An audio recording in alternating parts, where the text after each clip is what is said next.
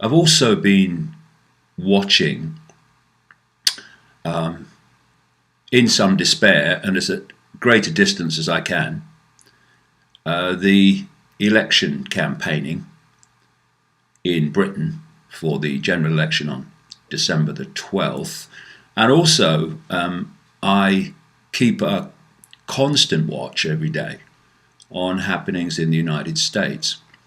And you see the common themes. And the main one that really stands out is the hijacking of what has become known as the political left. This does not mean what it used to. I was brought up in a house in Leicester, a council house, used to rent it off the council. And my father always voted Labour, the left. And this was something that was almost done by reflex action. He couldn't stand the Conservative Party, and he has a lot of good reason for that, given what the Conservative Party did in government during his long lifetime. He was well into his 80s when he died. So that's how it was. And he was cynical about some aspects of the Labour Party, especially its leaders, during the period of Harold Wilson, who was Prime Minister for a long time, and others. But there were people in that party that stood up for the rights of the poor, working people as they're called, who basically do the jobs and are not the executives and the management. And they also stood up for freedom of speech. The left in that period was very much demanding freedom of speech.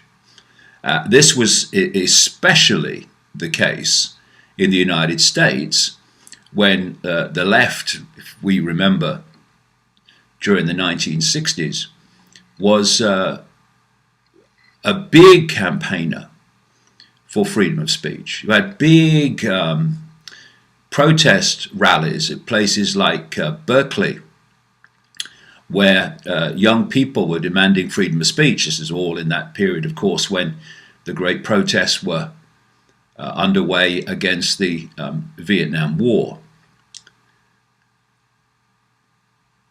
And that's what, in my younger days, attracted me to what was then called the left, which I could say is not the left that we see today, overwhelmingly, because of freedom of speech and fairness, justice. I don't believe in having equal outcomes for everybody, because that drives everyone down to the bottom. But what I absolutely believe in is equality of opportunity. So no one is in a situation where they are going to have less opportunity in their lives because of their income bracket, because of their race, because of their religion, whatever. So I was a supporter of what's now known, but not really expressed, as inclusivity. So that was where I was coming from, and that, to a large extent, not totally, was where the left was coming from. Whoa, not anymore. It's been woked. And there's a scam going on, which the great majority of people on the left who are foot soldiers for the scam themselves will have no idea it's a scam. They've just been indoctrinated to believe that this is the way things should be without taking a step back and asking a few questions. Like, why, if I'm a radical, quote, progressive of the left, why do billionaires and billionaire corporations support me? Because surely in the situation of the left demanding inclusivity, equality, and all that stuff, the billionaires wouldn't want that. They're doing very well with inequality, thank you very much. Massive, staggering levels of inequality. They might ask why billionaires who have spent decade after decade using their money to manipulate politics all over the world, like George Soros and his Open Society Foundations, that means No Borders Foundations, which is actually what this elite want. Why would he, who screws the poor with his financial manipulation to make him richer and richer and richer, why would he put fantastic amounts of money into the left? And if the wokers don't ask these questions, and they're not, then they're going to be simply used to create their own lifelong dystopia, which is what is happening now, not least through the hoax of human-caused climate change, which is being used to justify the centralization of power over all areas of our lives, including even what we eat. So this woke that has consumed increasingly the British Labour Party and the Democratic Party in America big time is actually an agenda of the 1%, which wants to justify a hierarchy, a structural hierarchy of power in which the center dictates to everyone else through a series of excuses, the biggest one of which at the moment is we must save the planet from climate change, therefore we must centralize power to tell you what to do to save the planet. And of course, the billionaires are not going to be affected by this. You know, it's like, oh yeah, but the left will increase taxation. Yes, they might. But billionaires don't pay much tax. They have structures, not least offshore structures, where that doesn't happen. Look at these massive global corporations like Google and Facebook and Starbucks. And look how much tax they pay in Britain alone compared with their profits. Some guy in a council house on a job paying next to nothing pays more percentage of their income than they do. So they are using the left to impose a structure of top-down control, while themselves operating within structures that protect them from that imposition, because in the end, they are the imposition. It's coming from them out of the shadows.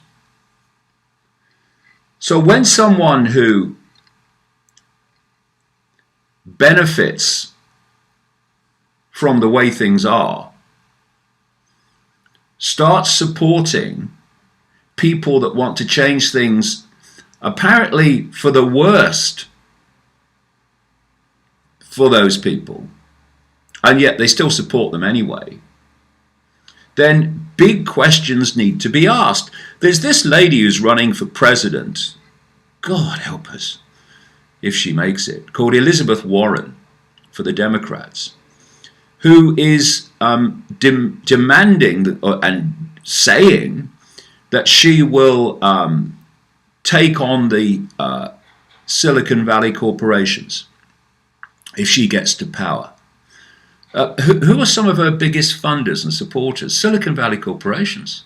Why would they support Elizabeth Warren to do things that they don't want to happen? Because they know it's just pure rhetoric to get elected, and it won't happen when she gets to power. I mean, the number of blatant lies about her own life that Elizabeth Warren has been caught out with now is just, I mean, almost record-breaking. And so you look at the left, and it's all about centralizing power to allow the few to dictate to everyone else. It's Marxism. And Marxism was the creation of the elite, people like the Rothschilds, through this guy, Karl Marx.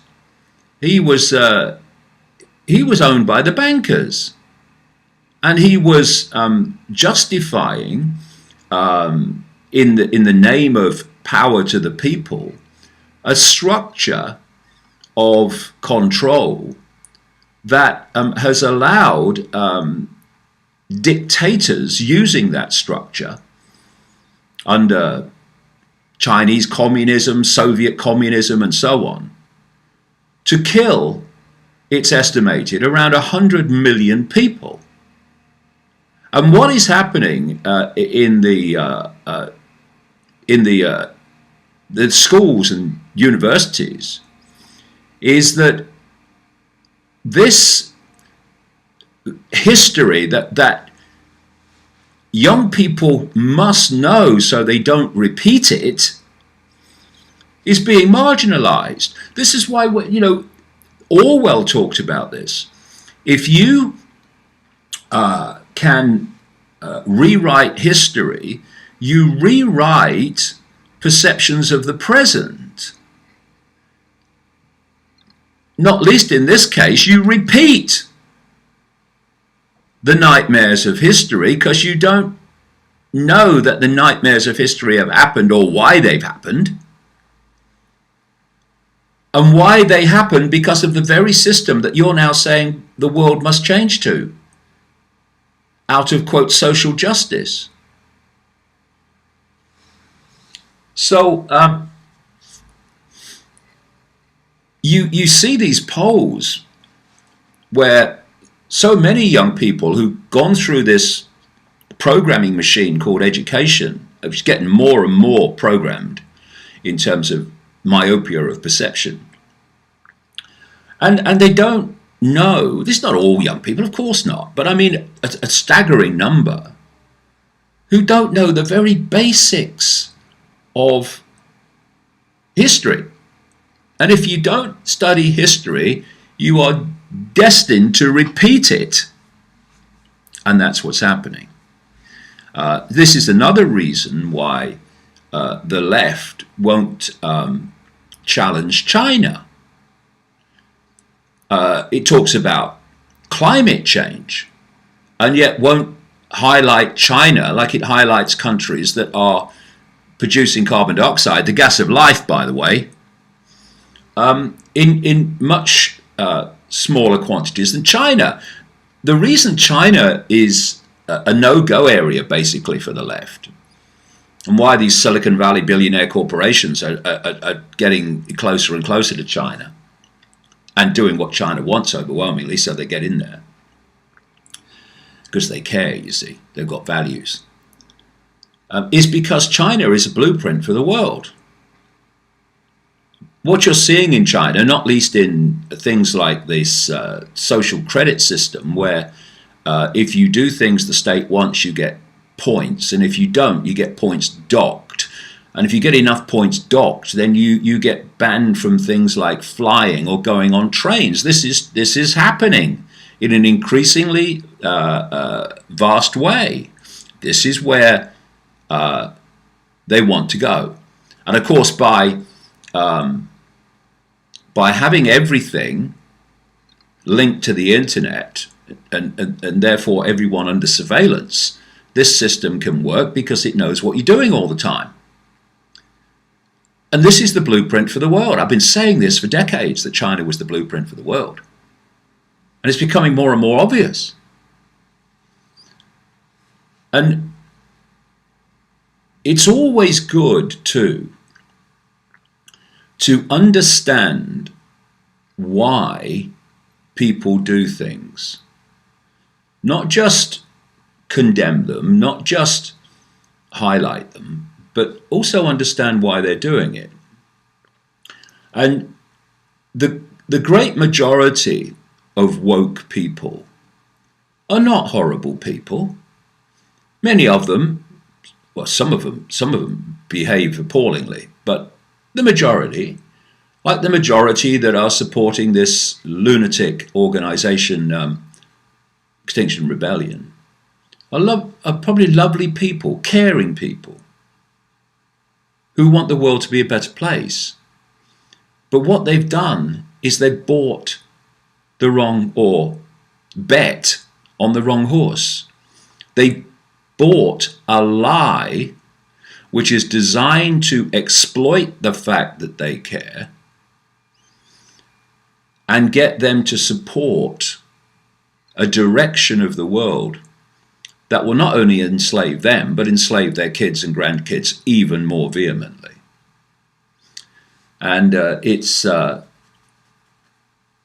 I look at it, and this whole thing about woke, which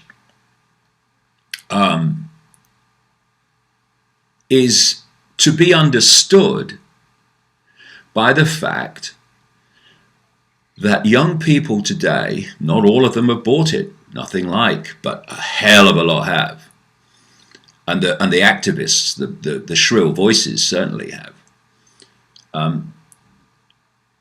We've got to understand that these kids have been indoctrinated in the schools and the colleges and the universities into this mentality systematically, year after year after year.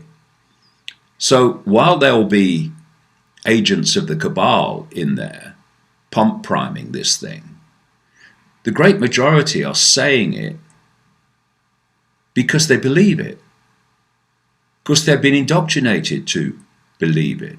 I've just read a book. I've read so many books in the last year, it's unbelievable. Anyway, it's a book by an American teacher of 28 years who is exposing how the indoctrination works, how it's driven in America by the teaching unions, which will be controlled by the cabal. Control both sides, you control the game. And how parents are being marginalized, so things are being imposed on their kids, and their kids are being politicized and brainwashed, literally brainwashed, day after day after day at school. And when that's been going on for a few years, and it has, then what happens at the end of it is more and more young people go out into the adult world believing what the system has indoctrinated them to believe. And this is where woke came from. It didn't come out of nowhere. It's the mentality that's been indoctrinated into the kids year after year after year, which is now bearing fruit with people like Alexandria Ocasio-Cortez in America, the New York Congresswoman, who's driving the woke agenda in America. So we need to understand where it's come from and why people think as they do.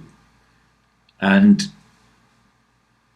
the dangers are absolutely massive for society in general, and more than anything for freedom. Because once you are indoctrinated into believing you are right and there's no other opinion, other than yours that is valid, then you don't see the point in freedom of speech for other people anymore, because to your mentality, anyone who says something different to you must be wrong. And if they're wrong, it doesn't really matter if they have free speech or not. This is the way that this mentality works. And if you have a different opinion to them, you're not only wrong, you are basically evil. And the Democrats in America and the Labour Party in Britain have been taken over ever more obviously by this woke mentality. And it's very, very dangerous for where the world will go if that gets power. And of course, what happens is that other views, let's take political views, start to get pulled towards the prevailing view, the dominant view, right? And we've seen this with the whole climate change, quote, debate, whereby the shrill view, funded by the 1%, pushed by the 1%, so they can get structures of top-down control, institutionalized top-down control, and pushed by the media, which is owned by the 1%, and it becomes the dominant view. And the dominant view is humans are putting the planet in danger by their actions and their production of carbon dioxide, which, I repeat, is the gas of life, without which we'd all be dead. And according to carbon dioxide experts, it's not that we have too much, we don't have enough. And as the carbon dioxide levels have risen, so the planet has actually become greener, because plants feed off carbon dioxide. To demonize it is madness, but it has been demonized purely through repetition. Everyone knows CO2 is a pollutant. You try living without it. And so that becomes the dominant view simply through repetition. What that does then is start to pull other people who didn't have that view, and maybe it to some extent may oppose it, even quite seriously oppose it. They get pulled in that direction. And it works like this. Politicians have to get elected, so they have to get people to vote for them. If the dominant propaganda has convinced large numbers of people that climate change is a danger to human survival, then they're going to lose votes to that whole constituency of people if they come out and say, I don't agree with it, I think it's a hoax, I think it's a scam. And so what happens is they start to change their policies to fit in with the prevailing propaganda, even though it's a load of nonsense. And when I came back last night from the interview with Sean, I turned the television on, and there was a debate on Britain's Channel 4 of party leaders in this election. Jeremy Corbyn and the Liberal Democrat leader Joe Swinson, the party, it's neither Liberal nor Democratic, so on. There was the Welsh National Party, there was the Scottish National Party with Nicola Sturgeon, etc. The Conservative Party didn't have anybody on because they asked the leader, Boris Johnson, who said he couldn't make it, and they offered someone else. And Channel 4 said, no, we're not having anyone except the leader. and so there wasn't a Conservative there. And there's been a bit of a kerfuffle, shall we say, as a result of that, where the Conservatives are saying, well, this is biased. But I watched the debate, and it wasn't what they call empty chairing someone that was the problem.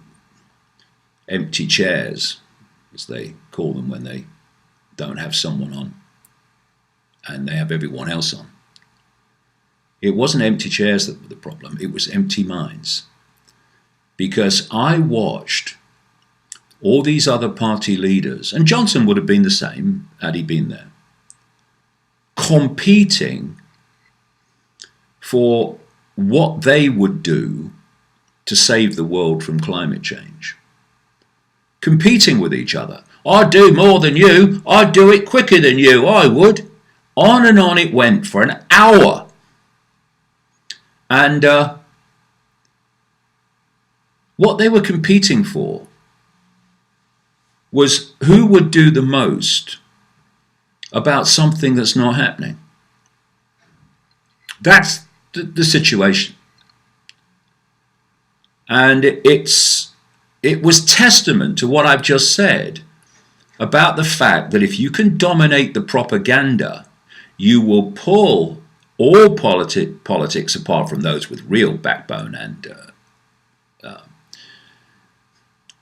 sense of sticking by what they believe, you'll pull them all towards the propaganda, and that's what happened last night. I mean, we have a situation now where Jeremy Corbyn, the Labour Party leader, who's very increasingly woke, is saying how terrible climate change is and how we must save the world, and they'll do this and they'll do the other, and they'll spend all this money doing this and they'll stop that. When his brother, Piers Corbyn, who's a weather expert, does that for a living, is saying it's a load of rubbish, this climate change. It's not caused by humans at all, and climate's always changing, and this is why it's changing now, and it's to do with things hundreds of years ago, not things that humans are doing now. So Corbyn, of the Jeremy variety, must know that what he's saying is nonsense. But he's saying it anyway. Why? Because he has to, he thinks, pander to the propaganda to get votes. And in this way, you see how propaganda sets the agenda, which ends up in legislation and a changed human society.